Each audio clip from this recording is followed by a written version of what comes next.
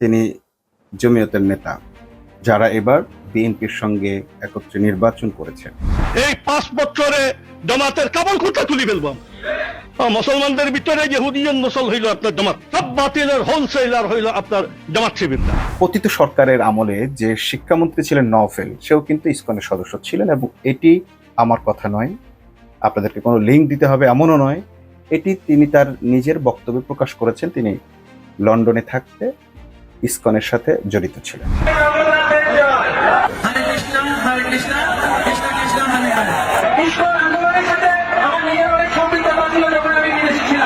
অঙ্গরাজ্য বানাবে, রংপুরটাকে তারা নিয়ে নেবে, এবং শুধু তাই নয়, তারা তাদের একটি মিটিংয়ে এই প্ল্যানও করেছে যে $10 বিলিয়ন দিয়ে বাংলাদেশের কাছে তারা প্রস্তাব দিবে এই রংপুর বিক্রি করে দেওয়ার জন্য। বাংলাদেশের ইসলামকে কোণঠাসা করে রাখার মূল টার্গেটটা হচ্ছে ভারতের। যে তিনি বলছেন এগুলো সব ভারতের ষড়যন্ত্র, এই রাম মন্দির প্রতিষ্ঠা ভারতের ষড়যন্ত্র। আজকে পলাশবাড়ির গাইবান্ধায় এত 81 ফুট উঁচু রাম মূর্তি করতে হবে, এটার কারণটা কি? আর মন্দির ঠিক আছে 81 ফুট না, তুমি 100 ফুট করো। মন্দির থাকার নিয়ম হলো যে কোনো আচ্ছাদন, অর্থাৎ ঘরের ভিতরে। মন্দির কোনোদিন বাইরে, কোনো দেবতা কোনোদিন বাইরে প্রতিষ্ঠিত হয় না, আপনারা জেনে রাখেন। এটা হিন্দু শাস্ত্রের ধর্মের বিধান। যারা এই মন্দির বাইরে রাস্তায় প্রতিষ্ঠা করছে বা করার চেষ্টা করছে, তারা আসলে তাদের ভিতরে ষড়যন্ত্র আছে, তারা দেশের বিরুদ্ধে কোনো কাজ করছে, তারা ভারতের কোনো এজেন্ট হয়ে কাজ করছে। আগামী 5 বছরের মধ্যে জামাত ইসলামীর লুঙ্গি খুলে ফেলবো বলে একজন ঘোষণা দিয়েছেন। তিনি জমিয়তের নেতা, যারা এবার বিএনপির সঙ্গে একত্রে নির্বাচন করেছেন। এই 5 বছরে জামাতের কাবল খুঁটা তুলি ফেলবো। মুসলমানদের ভিতরে ইহুদিয়ান নসল হইল আপনার জামাত, সব বাতিলের হোলসেলার হইল আপনার জামাত শিবিররা। তাদের ওই নীতি নির্ধারণী ফোরামের বৈঠকে তিনি স্পষ্ট বলেছেন যে বিএনপির সঙ্গে জোট করে আমরা কি পেলাম না পেলাম সেটা বড় কথা নয়, আমরা জামাতকে আটকাইতে পারছি, এটা আমাদের সবচেয়ে বড় সফলতা, এবং আগামী 5 বছরের মধ্যে জামাত ইসলামীর লুঙ্গি খুলে ফেলবো বলেও প্রত্যয় ব্যক্ত করেন তিনি। ঘোষণা দেন সেই ভদ্রলোক, জমিয়তের প্রধান। এইটা আসলে জমিয়তের প্রধান বা ইসলামী কোনো রাজনৈতিক দলের প্রধানের কোনো বক্তব্য কিনা, নাকি এর পেছনে ইহুদিদের রয়ের বা মোসাদের ষড়যন্ত্র আছে কিনা, সেটি এই মুহূর্তে স্পষ্টভাবে আমরা বলতে পারছি না। তবে আমরা আপনাদেরকে বাংলাদেশের কিছু ঘটনার পরম্পরা তুলে ধরতে চাই। নাম্বার 1, রংপুরে ভারতের কি ষড়যন্ত্র চলছে তার কিছু নিদর্শন আপনাদের সামনে স্পষ্ট করছি। 1 নম্বর হচ্ছে,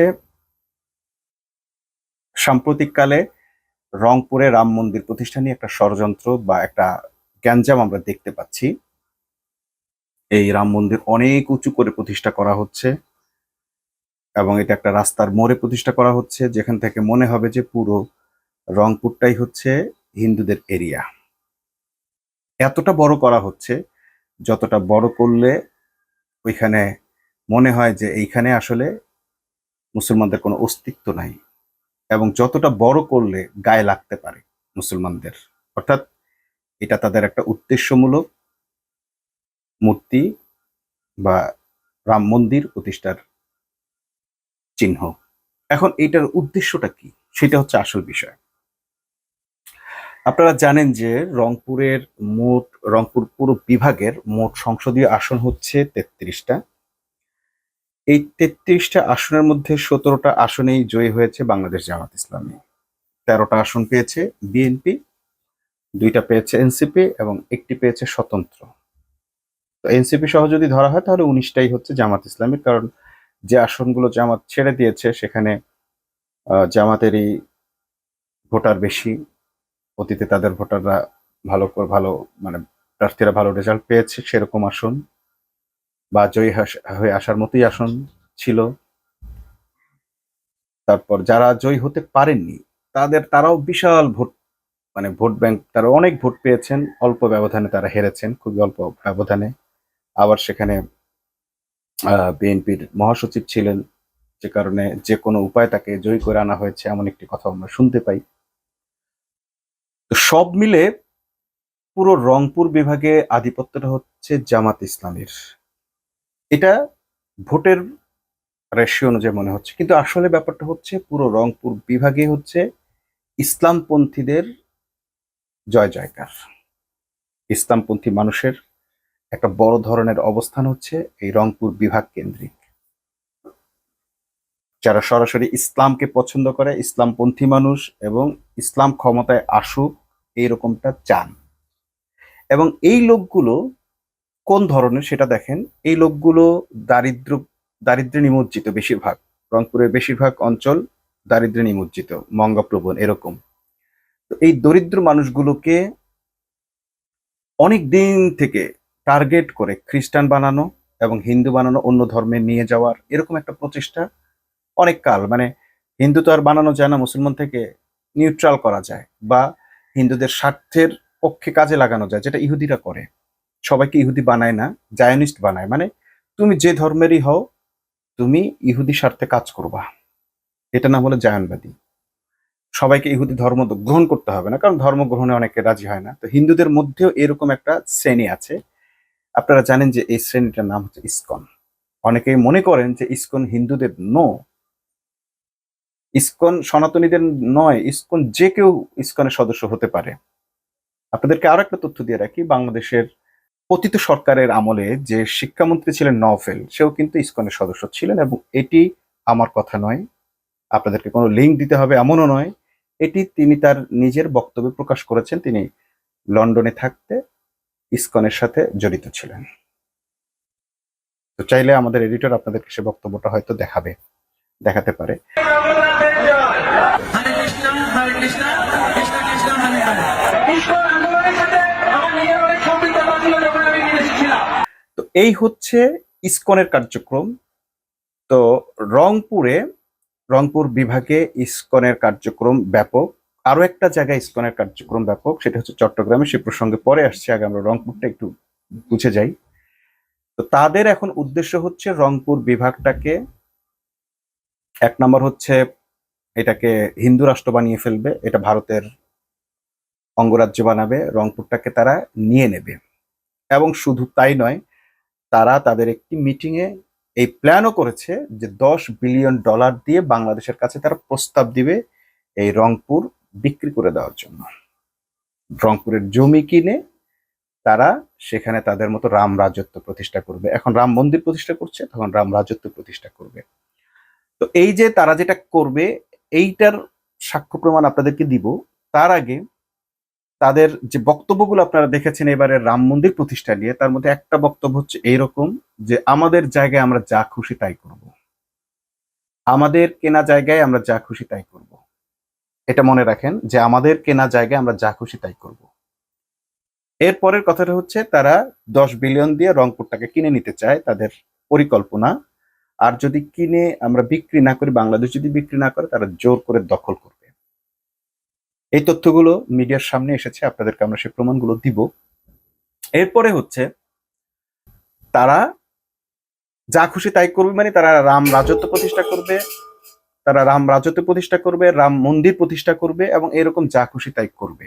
বাংলাদেশে যদি আপনার কোনো জমি থাকে, সেখানেও আপনি একটা বাড়ি করতে গেলে, পাকা বাড়ি করতে গেলে আপনাকে সরকারের অনুমতি নিতে হয়।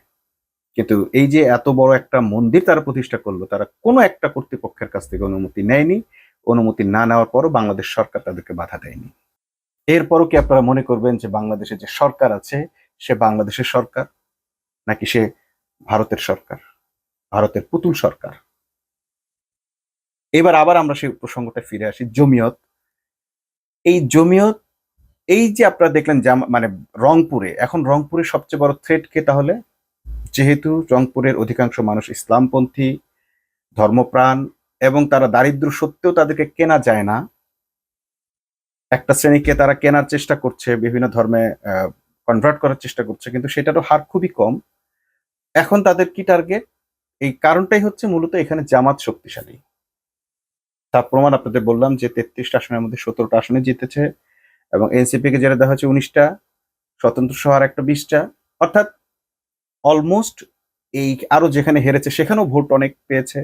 অলমোস্ট রংপুর বিভাগে ইসলামপন্থী এবং জামাতপন্থী মানুষের এবং ইসলামী রাষ্ট্র প্রতিষ্ঠার জন্য জীবন দিতে চায় এমন মানুষের সংখ্যা বেশি। এর আগের একটা ঘটনা আপনাদেরকে বলি। আল্লামা সাঈদীর যখন ফাঁসির রায় হয়, তখন সবচেয়ে বড় স্টিম রোলারটা চালানো হয়েছিল যেখানে, সেই জায়গাটার নাম হচ্ছে গাইবান্ধা, তারপরে রংপুরের আরো কয়েকটি অঞ্চল, পঞ্চগড়, মানে মোট কথা রংপুর বিভাগের সবচেয়ে বেশি হতাহতের ঘটনা ঘটে।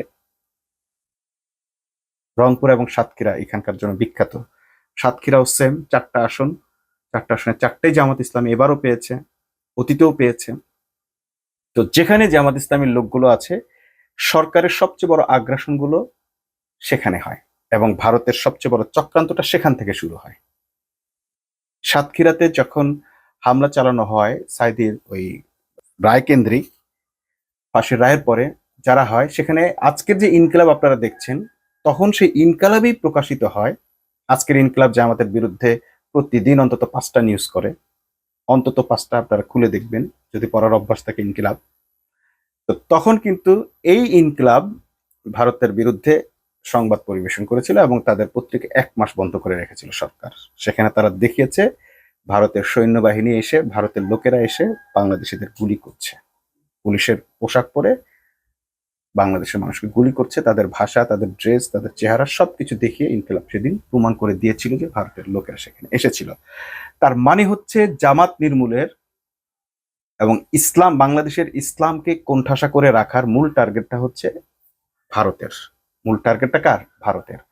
আর সেই টার্গেটটা ফিল আপ করছে তারা কয়েকটা ভাবে। 1 নাম্বার হচ্ছে সরকারি রাষ্ট্রযন্ত্রকে ব্যবহার করে, 2 নাম্বার হচ্ছে তাদের ধর্মীয় জঙ্গি সংগঠন ব্যবহার করে, 3 নাম্বার হচ্ছে ইসলামী এমন কিছু সংগঠন ব্যবহার করে যে সংগঠনগুলো ইসলামের নামে, মূলত ইসলামের নামে ইসকনের হয়ে কাজ করে। ইসকনের যে স্বার্থ, ইসকনের যেই চিন্তা ভাবনা, ইসকনের যে টার্গেট, সে টার্গেটগুলো তারা ফিল আপ করে। তো জমিয়তের এই ভদ্রলোকের এই যে টার্গেট লুঙ্গি খুলে ফেলবে, সেটি মূলত ওই ভারতীয় এবং বাংলাদেশ রাষ্ট্রযন্ত্রের এই পরিকল্পনার এবং ইসকনের এই পরিকল্পনার অংশ। আপনাদেরকে আরো কয়েকটি ঘটনা আমি বলে দিই। ভারত যে এই যে রংপুরকে কিনে নিতে চায় এবং রংপুরকে যে দখল করতে চায়, তার আরো কয়েকটি প্রমাণ হচ্ছে চৈতালি রায়। সে একদম স্পষ্টই ঘোষণা দিয়েছে যে রংপুরকে প্রয়োজনে প্রদেশ করা হোক এবং এটা হিন্দুদের প্রদেশ, হিন্দুদের জন্য এই প্রদেশটা দিয়ে দেওয়া হোক। এরপরে মানে হিন্দুদের একটা রাজ্য, হিন্দু রাজ্য হিসেবে এটাকে একটা মানে প্রদেশ করে দেওয়া হোক, এরকম দাবি সে করেছে, প্রকাশ্যে দাবি করেছে। এরপরে তাদের যে প্রবেশ করার জায়গা গাইবান্ধা পলাশবাড়িতে যেখানে তারা রাম মন্দির প্রতিষ্ঠা করতেছে, এই গাইবান্ধাটা হচ্ছে তাদের প্রবেশদ্বার হবে। এই প্রবেশদ্বার তাদের আরো কিছু আছে, লালমনিরহাট, গাইবান্ধা, রংপুর, এই কেন্দ্রিক তাদের আরো কিছু পরিকল্পনা আছে। কারণ ভবিষ্যতে যখন তারা চিন্তা করছে যে কোনো সময় চিকেন নেকটাকে বাংলাদেশের মানে ভারতের সবচেয়ে বড় দুর্বল পয়েন্ট, উইক পয়েন্ট হচ্ছে চিকেন নেক। সেখানে বাংলাদেশের সঙ্গে যদি চীনের সম্পর্কটা দৃঢ় হয়, বাংলাদেশে যদি কখনো ভারতের বিপরীত মানে চিন্তার, অর্থাৎ ভারতকে সমর্থন করে না, ভারতের আনুগত্য করে না, সেবাদাস হয়ে কাজ করে না, ভারতের কথা মতো চলে না, ভারত বিরোধী এন্টি ইন্ডিয়ান কোন সরকার যদি বাংলাদেশে ক্ষমতায় আসে, তাহলে সবচেয়ে বড় আঘাতটা আসবে চিকেন নেক এবং হচ্ছে উত্তর পূর্বাঞ্চলের মানুষগুলো মানে রাজ্যগুলোর সঙ্গে মানে ভারতের ভিতরে ঢোকার রাস্তা করে দেওয়া। এই যে তাদের যে শঙ্কাটা যে চিকেন নেক যে কোনো সময় চিকেন নেকের উপর আধিপত্য বিস্তার করতে পারে চীন, পাকিস্তান, তখন তারা তাদের অঙ্গরাজ্যগুলোর সাথে কিভাবে যোগাযোগ রক্ষা করবে, যখন তারা এখন চিকেন নেক দিয়ে যেটা করছে। তো তারা এই গাইবান্ধা, রংপুর দিয়ে এইটা দখল করে এখন তারা আরেকটা বিকল্প রাস্তা তৈরির চিন্তা করছে। তা না হলে তারা তাদের প্রদেশগুলোকে, অঙ্গরাজ্যগুলোকে আর সেভাবে দখলে রাখতে পারবে না, ওগুলো স্বাধীন হয়ে যাবে। সব মিলে তাদের এখন কিন্তু একটা ভৌগোলিক চ্যালেঞ্জের মুখে পড়ে গেছে। তারা যে কোনো সময় চীন চিকেন নেকে আধিপত্য বিস্তার করলে তাদের এখানকার আধিপত্য কমে যাবে, এই শঙ্কায় তারা কিন্তু এখন এই ঝামেলাগুলো শুরু করেছে। এবং এই ঝামেলাগুলোতে সফল হওয়ার জন্য তারা ব্যবহার করছে ইসকনকে, তারা ব্যবহার করছে রাষ্ট্রযন্ত্রকে। আমরা দেখলাম যে বাংলাদেশের স্বরাষ্ট্রমন্ত্রী স্পষ্টভাবে বললেন চৈতালি রায়ের এই বক্তব্য স্লিপ অফ দ্য টাং, অথচ একই বক্তব্য শুভেন্দু দিচ্ছে, তাদের অন্যান্য নেতারা দিচ্ছে, এবং তাদের হিন্দু নেতারা অন্য নেতারাও দিচ্ছে, এবং একই টার্গেটে তাদের আরো কিছু কার্যক্রম আমরা দেখলাম চলমান আছে। ইসকন বাংলাদেশে কিভাবে কাজ করে দেখেন। ইসকন কাজ করে বাংলাদেশের বাংলাদেশের শিক্ষাঙ্গনগুলোকে টার্গেট করে। সেখানে কোমলমতি শিক্ষার্থীদের এক নাম্বার হচ্ছে পাঠ্যপুস্তক। বাংলাদেশের অধিকাংশ পাঠ্যপুস্তকে দেখবেন যে মানে ভারত ঘেঁষা, তারপরে হিন্দু ঘেঁষা, মানে পুরো পাঠ্যপুস্তক পড়লে আপনার মনে হবে না যেটা কোনো বাংলাদেশের কিংবা মানে মুসলমানদের দেশের কোনো পাঠ্যপুস্তক। তো ইসকন যেটা করে, ইসকন হচ্ছে যে এই মানে স্কুল কেন্দ্রিক তাদের কিছু সংগঠন তৈরি হয়েছে। সেটি হচ্ছে যে তারা হচ্ছে এই জায়গাগুলোতে খাবার খাওয়ায় গরিব শিশুদেরকে বা পিছিয়ে পড়া ছাত্রছাত্রীদেরকে। দুপুরের খাবারটা তারা স্বল্প মূল্যে দেয় বা একেবারে বিনামূল্যেই দেয়, দিয়ে তাদেরকে হরে কৃষ্ণ হরে রাম বলায়।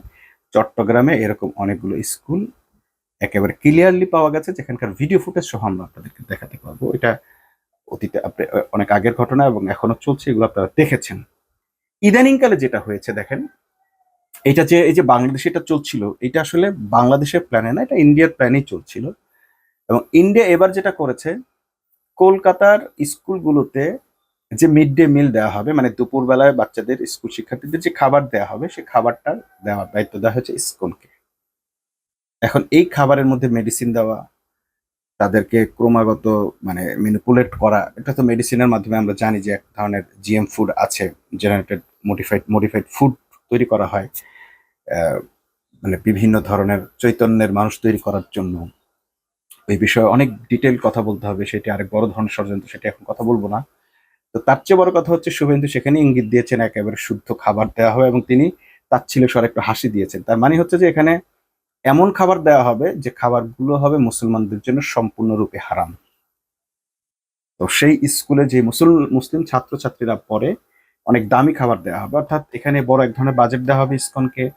সে বাজেট থেকে তারা চুরিও করার সুযোগ পাবে, এবং এমন খাবার দিবে যেন মুসলমান শিশুরাও প্রলুব্ধ হয়, এবং সেই খাবারে এমন হারাম জিনিস দিয়ে দেওয়া হবে যেন মুসলমানরা শেষ পর্যন্ত যদি না খায় তাহলে তার জন্য শাস্তি পাবে, তাদেরকে বিভিন্ন ধরনের টর্চার করা হবে, এবং যদি তারা খায় তারা তাদের ধর্মের প্রতি যে মমত্ববোধ বা ধর্মীয় আচরণ পালনের প্রতি তাদের যে আগ্রহ, সেটা ধ্বংস হয়ে যাবে।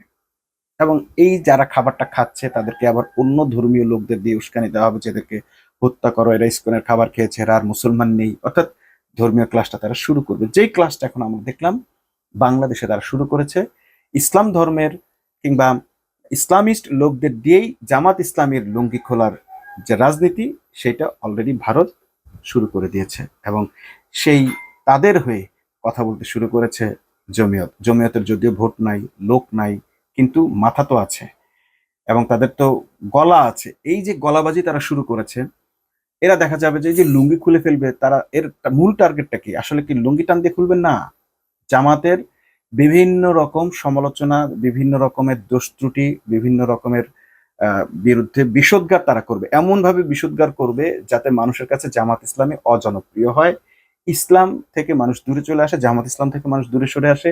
এই রংপুর বিভাগটা থেকে যেন জামাতের শক্তি ক্ষয় হয়, চট্টগ্রাম বিভাগে যেন জামাতের শক্তি কমে আসে, এবং জামাতের প্রভাব কমে গেলে যেন সাধারণ মুসলিম, যেমন বিএনপি আওয়ামী লীগ টাইপের মুসলিম হয়, এবং সেই ধরনের মুসলিম হলে ভারতের কিনতে সুবিধা হয়, ভারত এই বাংলাদেশটাকে দখল করতে তাদের সুবিধা হয়।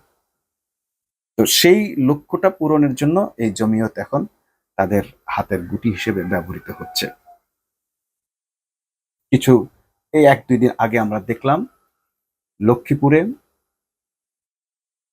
এক পরিবারের 4 জনকে গলা কেটে হত্যা করেছে একজন হিন্দু। অনেকে দাবি করছে সে ইসকনের সদস্য।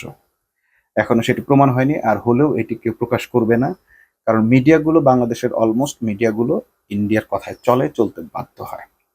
কেন বাধ্য হয়? কারণ এই মিডিয়াগুলো যে বিজ্ঞাপন যারা দেয়, এই বিজ্ঞাপনদাতা গোষ্ঠীগুলোর মূল যে কারিগর, তাদের 4 জন বা 3-4 জনের মধ্যে মানে অলমোস্ট 3 জনই হচ্ছে ভারতের লোক,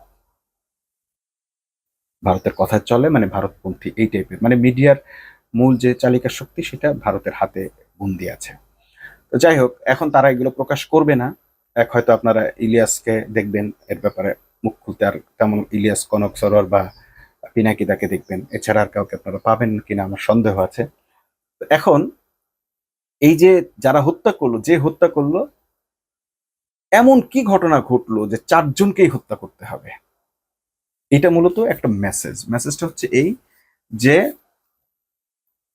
মানে এই যে গ্রুপ, এটা কেন ইসকন সন্দেহ করা হচ্ছে? কারণ এই ধরনের নৃশংস হত্যাকাণ্ডগুলো মানে ইসকনরা কিন্তু হিন্দুদের মধ্যে একটা গ্রুপ, ইসকন কিন্তু এর আগেও করেছে। সেটা কিভাবে করেছে? সেটা হলো চট্টগ্রামে আইনজীবীকে ঘোষণা দিয়ে রাস্তায় পিটিয়ে, মানে রাস্তায় একদম কুপিয়ে হত্যা করেছে জামাতার একজন আইনজীবীকে। আপনারা সেই ঘটনার কথা জানেন। এই যে ঘটনা তারা ঘটিয়েছে, এবং এই ঘটনা কিন্তু তারা গোপনে করতে পারতো। এটা এইভাবে ঘটনার মূল টার্গেটটাই ছিল আলোড়ন সৃষ্টি করা, ভয় ভীতি তৈরি করা। মানে তাদের প্রভাব, যে কি পরিমাণ প্রভাব তারা এখানে তৈরি করতে পেরেছে সেইটার জানান দেওয়া। এবং আমার কাছে মনে হচ্ছে যে এই লক্ষ্মীপুরের ঘটনাটাও সেম ইসকনের একটা প্রভাব, হিন্দুদের যে প্রভাব তৈরি হয়েছে, ওইটার জায়গাটা নামও রায়পুর, মানে ওই জায়গাটা তারা তাদেরই জায়গা মনে করে, এইটা তারা প্রমাণ করার চেষ্টা করেছে। ইসকন আরো যে কাজগুলো করছে তার মধ্যে শিক্ষাগ্রন্থ আছে বললাম, হাসপাতাল এবং ফার্মেসিগুলো তারা দখলে নিয়েছে। বাংলাদেশের একটি বিখ্যাত হাসপাতাল, গরিবের স্বাস্থ্যসেবার হাসপাতাল, এবং মন্ত্রীর দাবি সেটি জামাত ইসলামের হাসপাতাল, সেই আদ্দিন হসপিটাল বন্ধ করে দেওয়া হয়েছে। গত 18 বছর আমার প্রথম সন্তানের যা বয়স, সেই বয়স থেকে আমি এই আদ্দিন হসপিটাল মগবাজারে জড়িত। নিয়মিত আমাদের পরিবারের, আমাদের সকলের চিকিৎসা সেবা এই আদ্দিন হসপিটাল থেকে নিয়ে থাকি। যে সেবাগুলো তাদের আছে, যেগুলো নেই সেগুলো অন্য জায়গায়। তো সেই আদ্দিন হসপিটালের এই 18 বছরের মধ্যে আমার এইবারই প্রথম অভিজ্ঞতা হলো যে হাসপাতালের কিছু কর্মচারী মিসবিহেভ করেছে। এর আগে দেখতাম যখনই অবসর পেত তারা বসে বসে কোরআন শরীফ পড়তেছে বা ইসলামিক কোনো বই পড়ছে। আমার স্ত্রীকে ইয়েতে নেওয়ার সময়, মানে ওটিতে নেওয়ার সময় বলছে যে যদি মাতৃত্ব চলাকালীন বা গর্ভ সমস্যায়, এরকম ডেলিভারি কেসে কোনো নারী যদি মারা যায়, সে নারীর শাহাদাত বরণ করে। একজন ডাক্তার তাকে নসিহত করছে, আপনি ভয় পাবেন না, ভয়ের কিছু নেই। আর সেই হাসপাতালে এইবার যে দেখলাম যে যে আদ্দিন হসপিটালের যে দিনই পরিবেশ, সেটা আর নেই। জায়গায় জায়গায় হিন্দুরা বসে আছে, এবং সেই হিন্দুদের, আমি বললাম 2টা জায়গায় আমি চরমভাবে হিন্দুদের দুর্ব্যবহার শিকার হয়েছে। এবং এই যে 6টা শিশু মারা গেছে, এই মারা যাওয়ার পর আমাকে একজন বলেছে যে এখানে মানে এদের আরো কিছু আচরণ আছে যেটাকে দেখে তান্ত্রিক মনে হয়েছে। এই কথাটা কেন বললাম, আপনারা এখনো দেখলে আমার ফেসবুকে সেই স্ট্যাটাসে দেখতে পারবেন যে তান্ত্রিকতার একটা সন্দেহ সেখানে আছে। এখনো পর্যন্ত এই 6 শিশু কিভাবে মারা গেছে সেটি উদ্ধার করা যায়নি। 1 নাম্বার, এত কিছু বলতেছে যে না বুক কাটা হয় নাই বা পোস্টমর্টম করা লাগে না। তো ওইখানে কিছুক্ষণ আগে কি পরিস্থিতি বিরাজ করছিল সেটা আসলে যে কেউ আবিষ্কার করতে পারে। এই তান্ত্রিকতার বিষয়টি কিন্তু আবার উঠে এসেছে এই লক্ষ্মীপুরের রায়পুরের ঘটনায়। খেয়াল করবেন, ওইখানে 6 জন 6 মার্ডার, এখানে 4 জন, অর্থাৎ এমন একটা সংখ্যা তারা হত্যা করে যাতে আলোড়ন সৃষ্টি হয়। এইখানেও আপনার কিছু প্রতিবেদন আমরা দেখবেন যে সেখানে যে এই ছেলেটা তান্ত্রিকতার সাথে জড়িত বলে সন্দেহ করা হচ্ছে। তার যাতায়াতের, সে যেখানে যেখানে যেত সেখানে তান্ত্রিকতার ব্যাপার আছে। তান্ত্রিকদের মূল টার্গেটটা হচ্ছে নরবলি দেয় তারা। তান্ত্রিকদের একটা টার্গেট থাকে যে তারা একটা বিশেষ উদ্দেশ্য হাসিলের জন্য কিছু নরবলি দেয়। এটা হচ্ছে তাদের মূল টার্গেট। এবং এই যে 4 জনকে হত্যা করেছে, কোনো কারণ এখনো খুঁজে পাওয়া যাচ্ছে না। এই যে বলা হচ্ছে বিয়ের, আর এক হিন্দু কেন বিয়ের প্রস্তাব দেবে? স্বাভাবিকভাবে তার বিয়ের গ্রাহ্য হবে না, এটা মূল কারণ নয়।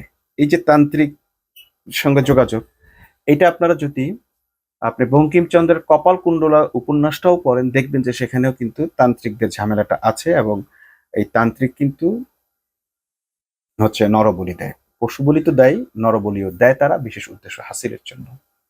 এই রকম বলি দেওয়ার ঘটনা আদ্দিনে ঘটেছে কিনা, রায়পুরে ঘটলো কিনা, এই বিষয়গুলো কে তদন্ত করে বের করবে? কে এগুলো নিয়ে কথা বলবে? আমাদের কাছে মনে হচ্ছে, আমরা জানতে পেরেছি যে হাসপাতাল, ফার্মেসিগুলোতেও ইসকনের লোক বসে আছে। তারা যখন কোনো গরিব বা মানে একটু দরিদ্র শ্রেণীর লোকজন আসে, তাদেরকে অন্য টাইপের কিছু ওষুধ দেয়, তাদের নানান ধরনের হরমোনগত ক্ষতিকর করার জন্য, তাদের যেন বাচ্চা না হয়, এই টাইপের কিছু ট্রিটমেন্ট তারা নিজের থেকে করে ফেলে। তো সেই ধরনের এই যে ঘটনাগুলো আমরা শুনে আসছি, সেগুলোর আসলে এখনো পর্যন্ত কোনো তদন্ত আমরা বাংলাদেশে হওয়ার মতো কোনো পরিবেশ দেখতে পাচ্ছি না, কারণ বাংলাদেশ আবারও যারা ক্ষমতায় এসেছে তাদের আচরণ আমরা ইতিমধ্যে দেখলাম। তারা ভারতের যে কোনো ধরনের ষড়যন্ত্র এখানে বাস্তবায়নের সকল সুযোগ তারা করে দিচ্ছে, ইচ্ছাই হোক আর অনিচ্ছাই হোক তারা তাদেরকে সাপোর্ট করছে। এবং আমরা দেখলাম যে এই ভারতের বিরুদ্ধে যে বাংলাদেশের সবচেয়ে বড় ইসলামী রাজনৈতিক দল জামাত ইসলামী, তাদেরকে খাটো করার জন্য, তাদেরকে হ্যায় প্রতিপন্ন করার জন্য, তাদের মিশনকে ব্যর্থ করার জন্য ইসলামী একটি শক্তিকেও তারা ইতোমধ্যে দাঁড় করিয়েছে এবং তাদেরকে মিডিয়া কাভারেজ দিয়ে অনেক বড় আকারে তাদের ভূমিকাকে কাজে লাগানোর চেষ্টা করছে। প্রিয় মুসলমান ভাইদেরকে অবশ্যই এই ষড়যন্ত্রের বিরুদ্ধে সোচ্চার হতে হবে। শুধু মুসলমান নয়, হিন্দু ভাইদেরকেও। আপনাদেরকে একজন হিন্দুর বক্তব্য শোনাবো, যে তিনি বলছেন এগুলো সব ভারতের ষড়যন্ত্র, এই রাম মন্দির প্রতিষ্ঠা ভারতের ষড়যন্ত্র। তার কথা হচ্ছে যদি মন্দির প্রতিষ্ঠা করা হয় হিন্দু শাস্ত্র অনুযায়ী সেটি একটি ঘরের মধ্যে হবে, আচ্ছাদিত জায়গায় হবে, দেবতা এরকম ওপেন জায়গায় আসেন না। আজকে পলাশবাড়ির গাইবান্ধায় এত 81 ফুট উঁচু রাম মূর্তি করতে হবে, এটার কারণটা কি? আর মন্দির ঠিক আছে 81 ফুট না, তুমি 100 ফুট করো। মন্দির থাকার নিয়ম হলো যে কোনো আচ্ছাদন, অর্থাৎ ঘরের ভিতরে।